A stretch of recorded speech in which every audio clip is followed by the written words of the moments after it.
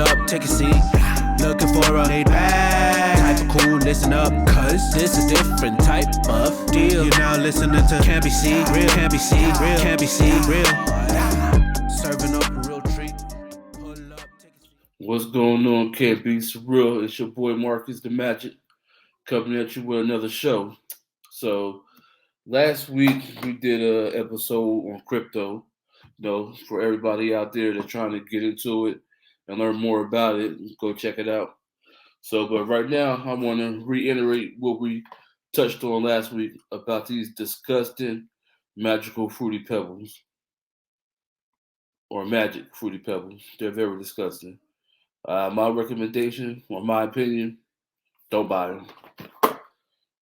But what I want to get back to is these French Toast Crunch, the little waffle-looking joints or the French toast-looking joints. Now, it's been a while since I had these joints, so we're going to go ahead and see what they're hitting for.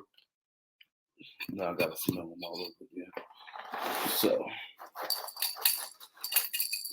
hold up. Wait a minute. Let's see.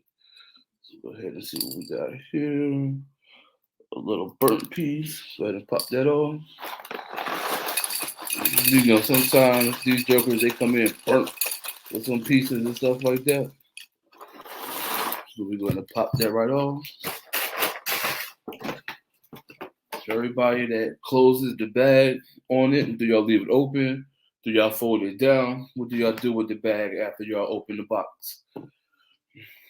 And then bam, gotta have the 2%. All these shows gonna be 2%. So let's go ahead. Now these cereals, they're pretty hard, so you might want to mix it up a minute and then let it sit for a second to get the best results, or you're gonna be cutting the hell out the top of your mouth and stuff like that. So let's see if this thing still got the great taste that it had previously. The last time I had it, which was probably well over 6 years ago. Well over 6 years ago.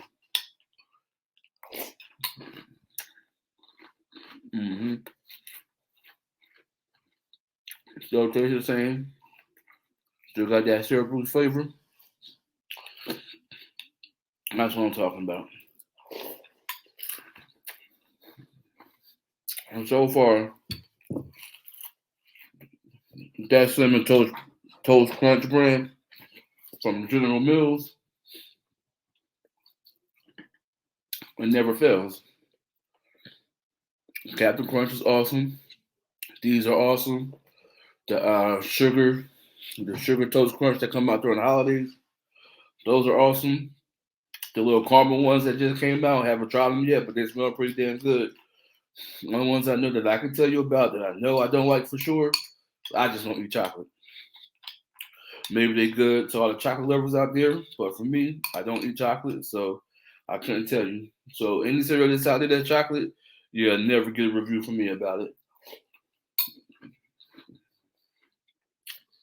As a matter of fact, you will get a review from me. All chocolate is nasty.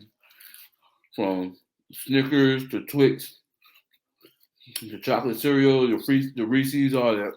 Disgusting.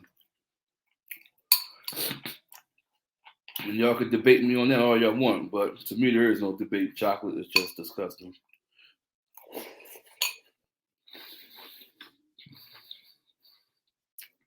So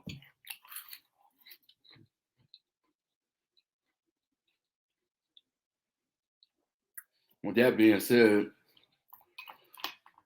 hold on, let me take one more scoop of these drinks because they're so good.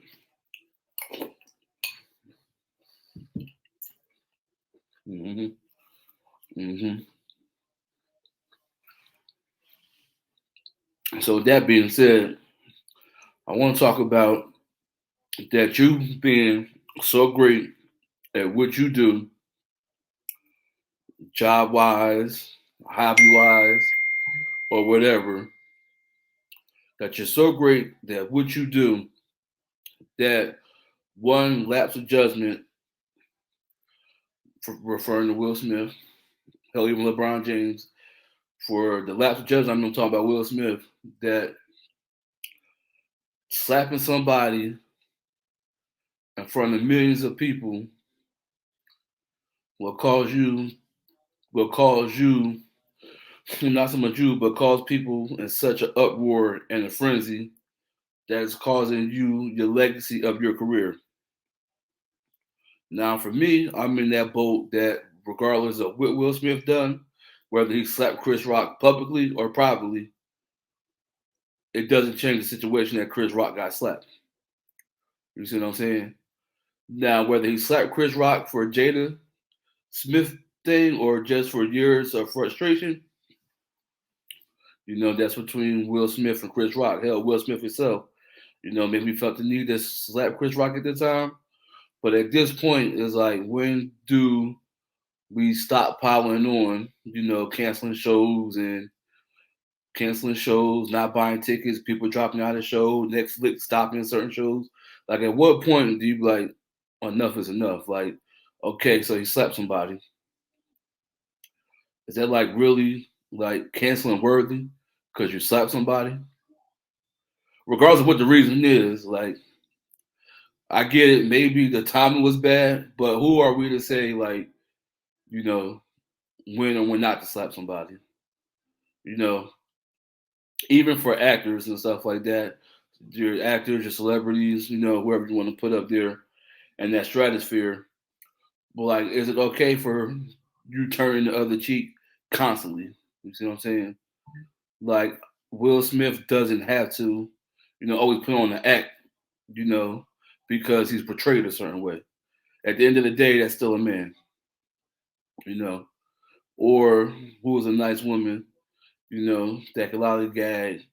I mean, no disrespect, but like a Gabrielle Union or Regina King, you know, a Nina Long or Angela Bassett.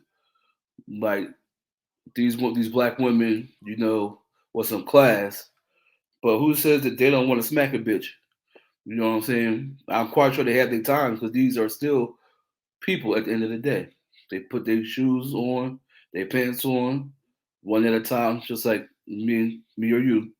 You know what I'm saying? So I'm quite sure they always hear criticism, negativity, and hate. So somebody's trying to get in their skin. And it's like, yes, like if you always harassing somebody or poking at the bear, and then they bite you or they scratch you, it's like, damn, you know. Well, you kept poking at the bear. He said, he kept trying to tell you, leave him alone. And so when the bear bites or scratch you, then you cry victim. So my whole thing is saying all this is like, at some point, Will Smith being in the industry, I'm guessing 30, 40 something years, you know, and then really this just your first time seeing him, have a lapse in judgment. I call it lapse in judgment because he just smacked somebody in front of millions of viewers. But, or any person, of that ilk, like, why are we trying to cancel them or destroy their legacy over a smack? You see what I'm saying? This isn't the alleged Bill Cosby's and stuff in the world, or these other people that's getting off for doing, more horrendous things out there that I'm not really trying to get into on this podcast, but y'all know what I mean when I'm hitting that. So to be like, let's just cancel Will Smith, you know, I get it. Matter of fact, if anything, people should be wanting to put Will Smith on shows. The fact that he even went up there at the Oscars out of all times and willingly just smack somebody like it was all good, let you know that you need to be putting Will Smith on y'all shows and everything like that. Not canceling him. Like, if anything, that's like the most stunting stuff anybody could ever do on this earth. You know, like that you're like he's that comfortable at this, and then win the award, knowing that he won the award, stayed there after he smacked somebody, won the award, and kept. That's what y'all should be celebrating. Like, not trying to cancel the man. That should build on his legacy, if anything. Like, from that point forward, when it happened, it changed the careers for both Chris Rock and Will Smith. But I think it should have changed Will Smith's legacy more than to change Chris Rock instead of y'all trying to cancel this man or keep trying to, take away his movies. I get now the Oscars want to ban them for 10 years. I get that. That's their place, that's their show, and it happens there. But outside of all that, it's like, where's everybody going crazy for? So that's my little, you know, saying that I had to get off my chest, about Will Smith weeks ago. But here's a topic that I do want to touch on when it goes back to being so great at your job that every little thing you do is criticize, critique, hated on in a sense. And that goes to LeBron James. Now, when it comes to the sports stuff, there's no how to top it than LeBron James. And for me, the fact that this man's been in the league almost 19 years, matter of fact, age 36, as far as we know, haven't done no wrong other than losing 6 times out of 10 in the finals. So let that sink in. How many of us can say at our jobs that we reached the pinnacle of what we could do or got that many awards at our jobs 10 times? I we. So the fact that that man's been playing basketball all his life, been in the NBA half his life, matter of fact, and all y'all can say is the most negative things y'all can say about this man is he lost the final 6 times out of 10. So this man is constantly bashed about going to the finals or trying to build super teams or actually fulfilling his contract. Every stop he went, played it out, and lived with the results. But y'all mad or y'all hating on this man for getting to the finals 10 times, but losing 6 of them. I mean, the ratio might seem bad compared to Jordan, I'm assuming. But let's just think about this for a second. Every NBA season, there's only one champion. Now, how many people can say that they actually made it to the finals 8 straight years? Just name a person that say, I went to the finals 8 straight years. Only one man can say that. Now, whether you get there and win it all, that's a different story. But the fact that you still got there with many different teams, many different players, many different lineups, many different coaches, and you was able to get there, you by yourself can only say, I went to the finals 8 straight years. 8 straight. He's also the only one that can say I've been to, well, if you count Cleveland twice, Miami, LA, that's 4 titles on 4 different teams. Nobody else can say that probably. Maybe Robert Ory. He could probably say that. But as being a driving force behind it, only LeBron can say that. Now I'm not here to debate who's the greatest of all time or not. I had the luxury of watching Jordan and LeBron play both in their primes. So, and it doesn't make the fact that Jordan was 6-0 in the finals like this amazing feat. No, I just like the way Jordan played the game from the layups, the floating in the air, the dunks, the defense, all that good stuff. That I'll have Jordan 1A and then LeBron 2B. I mean 1B. So you pick your choice on that. But my whole point to this thing is that LeBron is so great at what he does that people has to constantly find a way to bash his man. Like just enjoy the fact that he's playing basketball and actually gave y'all reasons to enjoy basketball and have something to talk about. Because RIP to Cole, he was never in discussion with Michael. Uh, who else can you put up there? That's about it. So LeBron is challenging almost every statistical category in basketball so that y'all feel the need to saying that he's 4-6 in the finals. Like that's supposed to be a bad thing. No off the court issues as far as anyone in the media can tell, you know. And it's like the best y'all can come up with is well he's 4-6 in the finals, or Jordan is 6-0 in the finals. So let me flip it to y'all another way. There's only a certain amount of people that can get in this NBA club or have a seat at the table. So the only way you can get into this club or sit at this table, you have to have an NBA championship just to get in the door and sit at this table.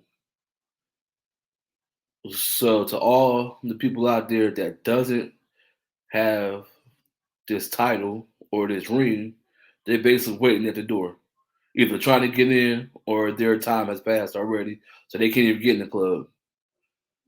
So regardless or not of how many rings you have, only that one ring gets you to this club. So do y'all see where I'm getting at? So regardless or not of how y'all trying to twist it for LeBron, well, he's 4-6 in the finals.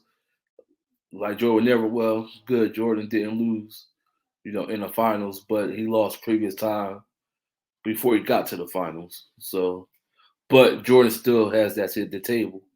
See what I'm saying? So Jordan can just go show his ring finger, gets in the club.